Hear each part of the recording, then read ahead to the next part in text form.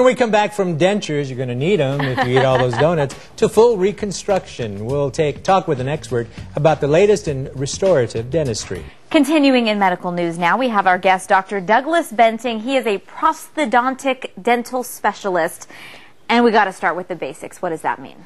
Well, as a prosthodontist, we continue with 3 years additional training after dental school so that we can understand the rationale behind the step-by-step procedures that we memorize, so that we can customize a treatment plan for patients with advanced needs. So after seeing your family dentist, if you're really having some dental problems, we would go to you. And you're dealing with folks who have been losing teeth for various reasons? Right, losing teeth or have been in an automobile accident or have gone through head and neck cancer treatment, things of that nature. So you need to basically reconstruct. That's right. Okay. That's right. So you brought an example here of, I guess, a little lower jaw. That's right.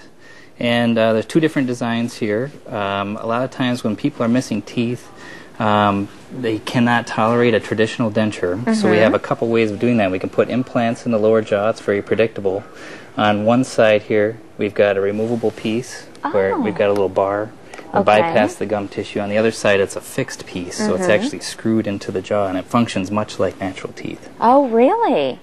A process like this, how do you create the teeth to look natural? And if the teeth are gone when your patient first comes to you, how do you know even what to strive for?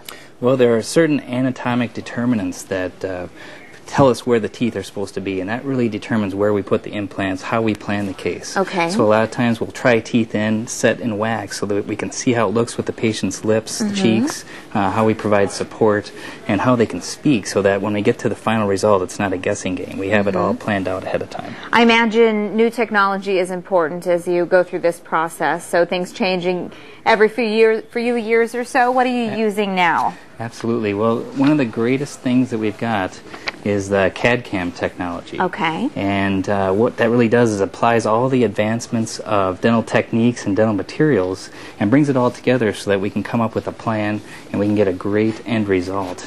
And you're seeing some of these pictures here where we can, design a bar or some type of an implant prosthesis using this CAD/CAM technology so that it fits with where we want the teeth to be, so they fit within the human face, so that they can function and work like teeth are supposed to work. Wow.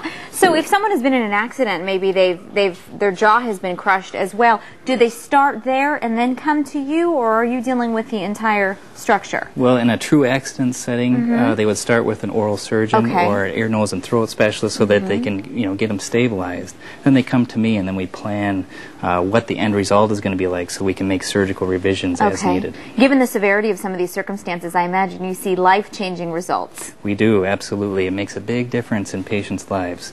From everyday chewing and speaking, certainly, looking at a menu of food at a restaurant, they're able to pick and choose whatever they want, whereas before they might have been self-conscious. Or just being in social settings, being able to speak with their friends or family and not worry about their teeth, being uncomfortable about their teeth. Must make a huge difference. Thank you so much, Doctor. We're going to put all the information to contact the doctor on our hotline and website. If you would like some more information, you will find it there. Thank you so much for your time. Thank you.